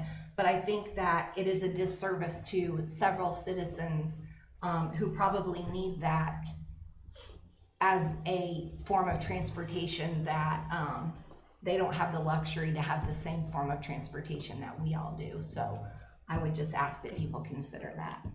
Thank you, Robin. Ray, did you have, and then I'll get. Yeah, just a couple of things. First, I agree what David said, what was word for word, pretty much what I would say. But the discussion of the necessity of it, I would like to point out that that's only the 6 months they're here. How do those people, I mean, they find a way to function the rest of the year without the scooter. And my biggest concern with them is that sooner or later, there's going to be a serious problem that where somebody is hurt bad or is killed. And we turned down surveillance cameras because of remotely possible financial loss to the city. And I know there's an indemnity clause in their contract, but that's not worth the paper it's written on. They'll go to the city because they got bigger pockets. And that makes me really concerned. So that's all I have to say. I'm gonna let Ron speak, then I'll go to you, Warren. Okay, one, I don't see the revenue of $5,000 a year offset the liability of those individuals. If we happen to hit someone or have an accident, it's gonna be on me because I hit a kid on a Lime scooter. And second, I was gonna say, just like Ray just said, if it's so important that we assist these individuals to getting from here to work or to Walmart, what did they do the other 6 months of the year in the wintertime? They managed to get to work or get to Walmart to get to their food during that period also. It's 15,000 citizens here in Carthage. I don't know how many of them are below the age of 16. But all the other personnel, and I had one young lady contact me who actually ended up breaking her leg last fall on a Lime scooter. I wonder what her hospital bill cost her. Is that $5,000 we're gonna collect from revenue offset that? I just cannot see them. And I agree with Jack and Dave and Ray also. I can't see voting for them. I think they're a hazard to our community and a hazard to all the legal citizens that are on the roads during the summertime trying to avoid it. That's all I'll say. Do you mind if I want to share just a little bit of information that I found out too, and I had to think about it just because I'm trying, like all of you, to make a decision, and it happens to be in public services. So no, I want to make sure that we hear all sides, and we've tried to speak, we've talked to Richard about the implications even for park staffs as well as for with the chief about what will happen with our law enforcement in trying to look at this. And something that was pointed out to me too is, we actually, last time I left for the council meeting, we got almost hit by a small motorcycle going, I swear, 60 miles an hour down Grand. And it was like they were swarming us. So those are those really small, many e-bikes, many personal scooters. If we don't contract with Lime, I believe I'm correct, they'll still have issues if they're personally purchased and used. So we will not solve all of our problems if we don't have a Lime contract, correct? Correct. Okay, so that's still gonna be, in my mind, that raises issues that we must address no matter what, as well. And then So and I'm very cognizant of what the businesses on the square have to say, and also many people walking and pedestrians, because we don't, that those are very real concerns, and people driving. It's frightening. There are also people that really enjoy having the opportunity to use the Lime scooters for pleasure, as well as to get to and from work, especially with gas prices increasing this summer. So I just want to add, and I had written it down because I just think it's important to kind of see the many sides to this as we approach it. So Juan, did you have something else that you'd like to share? Yeah, just that, well, where to begin? So just a comment, just because Lime is only here for 6 months, doesn't mean we need to make people's lives harder, right? So how do they get along the other 6 months? You know, yeah, they find a way, but if we can make their life easier during the 6 months we have it, why wouldn't we, right? That's my mentality there. So I'm glad, Beth, you mentioned it. So if you see anything right now on the streets, they're not Lime scooters, right? We still have those issues. I feel like there's a very thin gray line here where we're kind of mixing some of the issues we're seeing with other motorized electrical vehicles with Lime. I'm sure there's some in between where there are some Lime scooters, but they're not all Limes. The issues you're seeing are not necessarily all linked to this one organization. There is other folks that have vehicles like this that you may see currently right now rolling around in town. So I feel like we're blaming Lime for other issues that we're seeing here with scooters, with motorcycles, with whatever. Additionally, if you were to hit anybody while you're driving and you were following the law, it's not going to be your fault, right? It's not going to be the city's fault. I don't know if any of our two chiefs have some. I'm sure you guys have more experiences with those type of scenarios. If you would mind sharing some of your experiences on what you've seen when those type of situations have arisen. Well, it really depends on the person that is at fault, if they have insurance or not. I mean, that's a rabbit hole that you go down. If they have the same insurance, then you're gonna be, the insurances make each other pay their own bill. If they don't have insurance, then we'll fall back on the other driver to fix whatever damage they might have. They might not have liability for injury or anything else for the other person. They still might have damage to their vehicle or even injury to them if that happens. So it's really situational based on that individual person that is. And then I'm guessing that Lime probably has some type of insurance policy that covers them as well. So really it really just depends on the person that's on it. It wouldn't be any different than a vehicle or a motorcycle or any other bicycle, anything, right?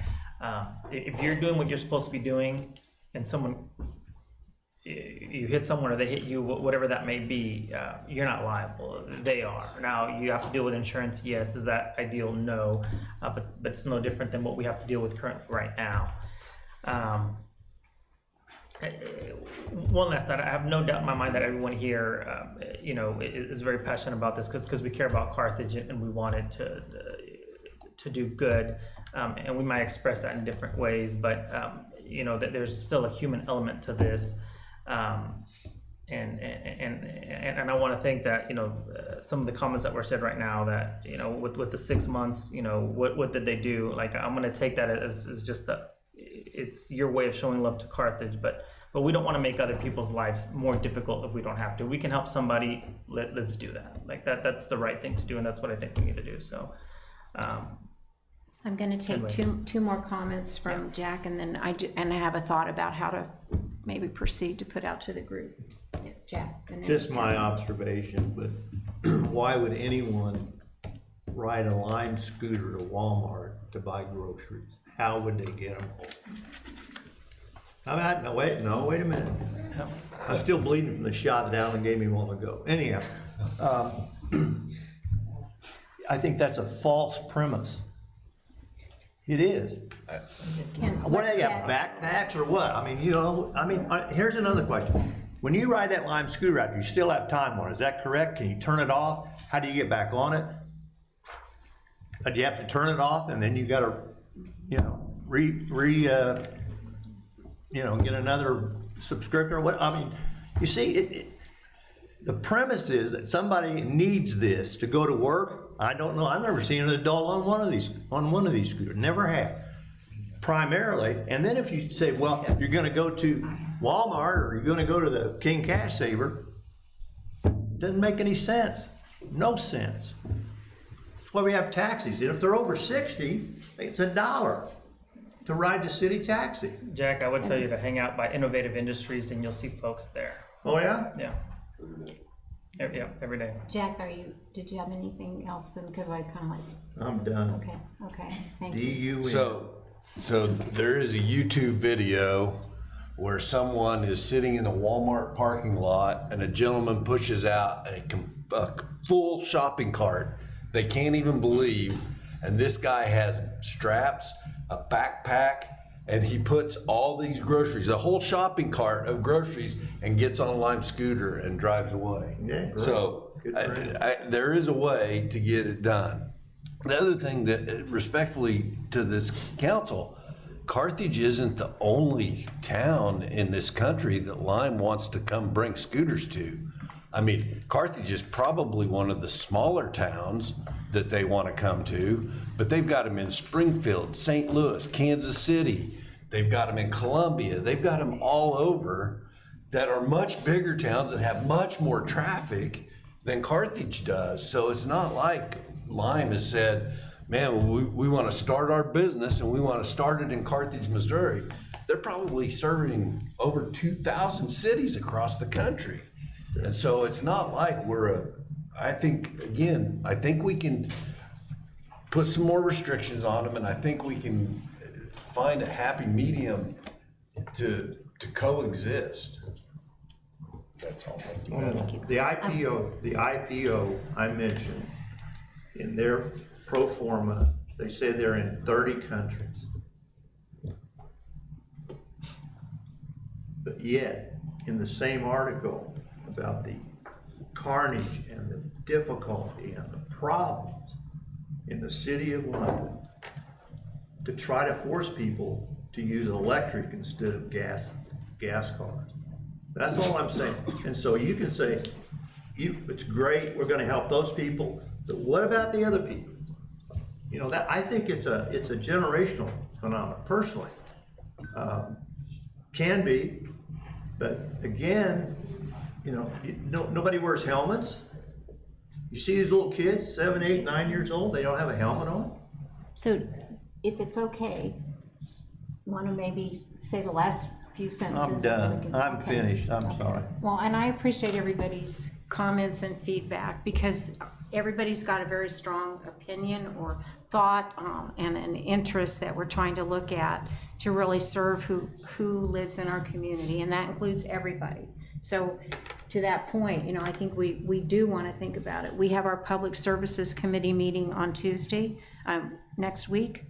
We'll take this information and then we will come back, if that kind of meets with my vice chair over here, to look at that, and then we can see how we bring this back to full council. And I appreciate everyone's comments.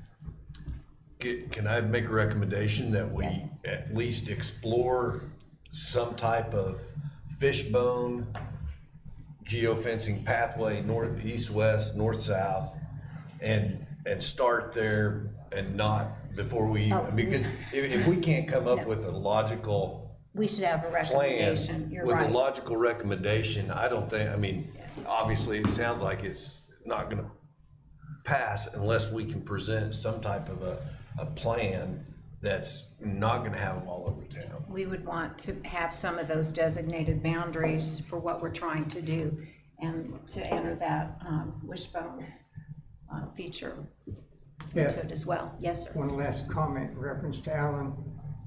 I can't remember which town it is, south of us, have totally eliminated their lines from their city, period.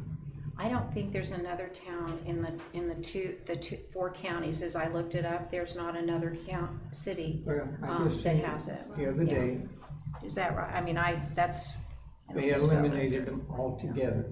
They said it wasn't working out, and it was too big of a hazardous, and the police chief and the city eliminated the lines from the city altogether. Okay. Thank you. All right, I have just one question for Chief Deininger with regard to limes, as you guys consider, if I understood you correctly, then you must have a Missouri driver's license to operate legally a lime scooter. Is that correct? Yes. If it's powered by motor, yes. Okay, so obviously a 9-year-old, a 7-year-old, an 8-year-old is not a licensed driver, but that's an accurate, I just want to make sure we're You have tracking. to have a valid driver's license to operate any motor vehicle, electric or gas, on any highway, which is any roadway, alleyway running through the city. Okay, great, thank you. Oh, first of all, I compliment the council. I think you guys all had good spirited discussion. I think I would encourage you to go back to your wards as appropriate, talk to other folks in there. I certainly appreciate how difficult this decision will be for you sooner or later, because no matter what you do, you're gonna disappoint some members of your ward, and you're gonna make some members of your ward happy, so that's why you guys are getting paid so much. What I would suggest is if you have a recommendation that you want in terms of the boundaries and that to add to the discussion, to get that to Richard or myself before the meeting on Tuesday.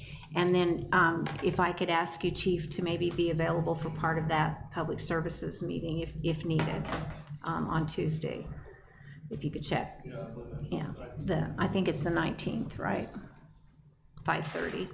What time is it, Miranda? Public services. Public services, date and time? It's Tuesday the 19th at 5:30. Yeah. Okay. Okay, thank you. All right, we'll move on now to mayoral appointments. So there are a few here, so I am gonna go ahead and do the boards separately. The first one is the mayor's reappointment of Mark Geyer and Darren Collier to the Carthage Water and Electric Plant Board until May of 2030. Both of these are reappointments. Alan? I move we accept the mayor's appointment of Mark Geyer and Darren Collier to the Second. Water and Electric Board. I have a motion, a second, for the Carthage Water and Electric Board appointments. Any discussion? All in favor? Aye. Any opposed? That appointment is approved. Next, The next one is the reappointment of Josh Anderson to the Planning, Zoning, and Historic Preservation Commission until May of 2030. Josh is serving, he's completing a partial term. This will now be a full term for him. He is serving as the chairman, and I would tell you, he is really doing a lot of work on this. So I would entertain a motion that he be reappointed. So moved. All right, Robin? Second. And a second, I have a motion and a second to reappoint Josh Anderson. Any discussion? All in favor? Aye. Any opposed? He is reappointed. Next, The reappointment of Brandon Scott to the Carthage Tree Board until May of 2029. I would move that we, he's a reappointment. yes, to be reappointed to the tree board. Second. Okay, I have a motion, a second, to reappoint Brandon Scott to the tree board. Any discussion? All in favor? Aye. All opposed? He is reappointed. They've been doing a lot of work for us too, so they're making good progress. Next appointment. The next one is for the library board, and these are new appointments. It would be the appointment of Alicia Nell, Mary Lee Lasley, and Joe Lyon until July of 2029. And what I did on these, you've seen some of their bios, again, extended bios available. I reached out to both to the incoming and outgoing presidents of the library board to find out who they might have as suggestions to join that board that had expressed interest, which is where some of these names came from. I've spoken with all of them. I think they would be good additions. So I'd entertain a motion to appoint them. So moved. Second. I have a motion, a second, to accept the 3 appointments to the library board. Any discussion? All in favor? Aye. Any opposed? Appointments are approved. And the last one is going to be a board liaison appointment to the Harry S. Truman Coordinating Council, and the liaison would be Beth King. So moved. Second. I have a motion and a second that Beth pick up the mantle as our liaison to Harry S. Truman Council. Any discussion? All in favor? Aye. Any opposed? Thank you, Beth. Motion approved. All right. We'll now move on to resolutions. First resolution, please. Resolution 2121, a resolution adopting, hold on, let me start over. A resolution authorizing a budget adjustment to the Public Safety Fund for fiscal year 26-27 for a line item adjustment to capital outlay for the purchase of 2 rifles and workout equipment for the police department. Any discussion? Alan? I move we adopt Resolution 2121. Second. I have a motion and a second to adopt the resolution. Any other discussion? Alan? This was money that was previously budgeted for, or was this from the donation? This is their donation money. From the donation fund, but this was what, at our last meeting, we gave them approval to go ahead and purchase. So this is just amending the budget. Any other discussion? Cast your vote.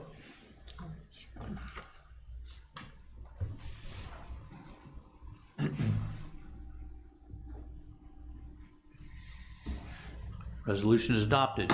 Next resolution.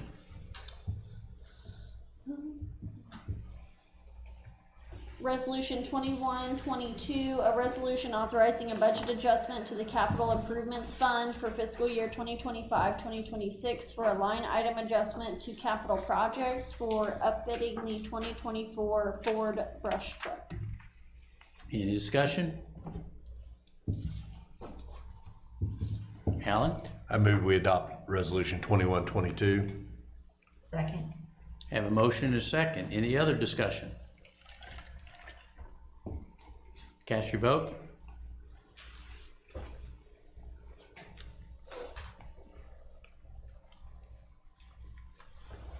Resolution is adopted. Thank you very much. Okay, now we'll move on to closing comments. Obviously, we will continue to work, be a hard get across the finish line on the budget.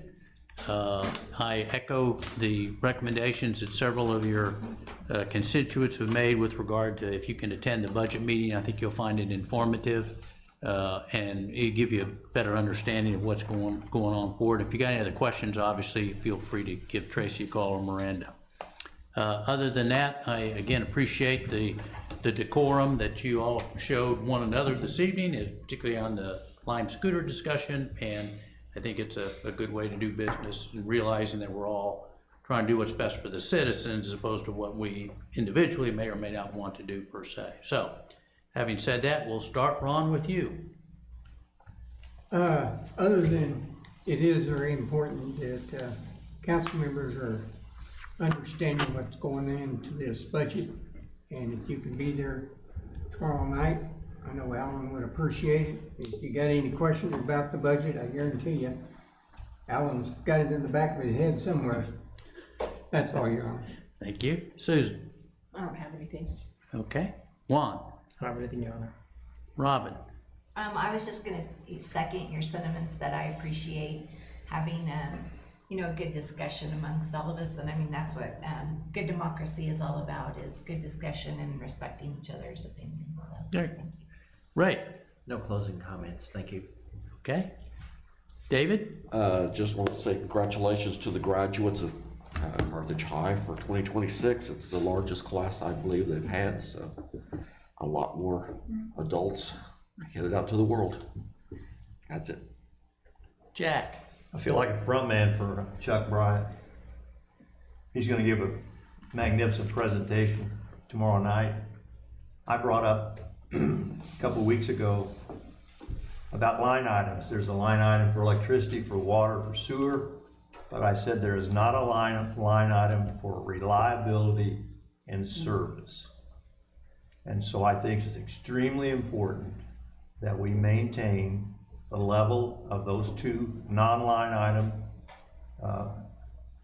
parts of the budget, which allows CWP to continue to function and continue to provide unbelievable service. We are blessed with living in Carthage and with having this utility being honored as they have been on national level and certainly on a state level. So I'd second that, Commissioner Jack. We're very blessed with Carthage Water and Electric. Alan? So first thing, Richard, is there something going on like July 3rd, July 5th? So, you didn't mention it in your report tonight. I was waiting for it. And so I thought, can you remind us all what's going on sometime in July?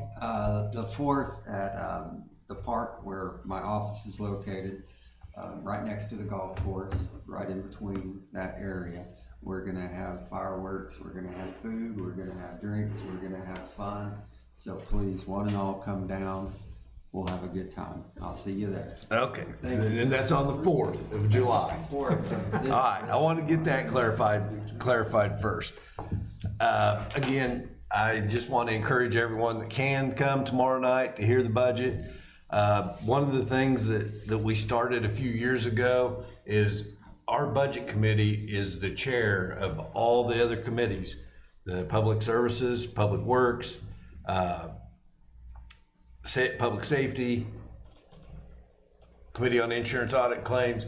All those chairs of those committees are on our budget committee. So again, we're the ones that are directing these committees. And so come and listen, hear what we've got to say, and then we'll see the budget in June sometime. Maybe even later this month. I don't know how fast Tracy can get it printed and everything.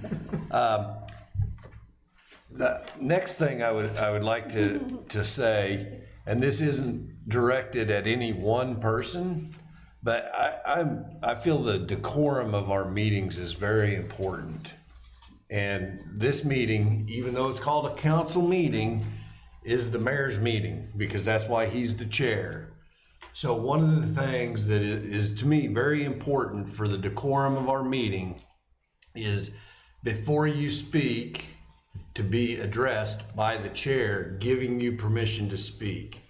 I know we have discussions and we talk back and forth, but we really need to try to be addressed by the chair before we speak. So I just, again, it's not directed at anybody because I think I've been guilty of it myself in the past, but I think that's something if we just want to try to strive to do one thing to make our meetings better, let's try to be addressed by the mayor. Once he addresses us, he's giving us permission to speak and we shouldn't be interrupted by someone else. So just wanted to say that, and that's all, Your Honor. Okay. Beth? Just, it's called Red, White, and Boom on July 4th, if you see some flyers, right? Correct. Okay, all right. And thanks, everybody, for your input. And if you have something new to add, as in terms of insights about Lime scooters that goes to Public Services, that's helpful. So we will, I think everybody's here because they want to give their best input about the city. So I trust that's everybody's motivation. I have every confidence that it is, and we won't make everybody happy. So, but thank you. All right. Anything else? If not, I'd entertain a motion to adjourn. So moved.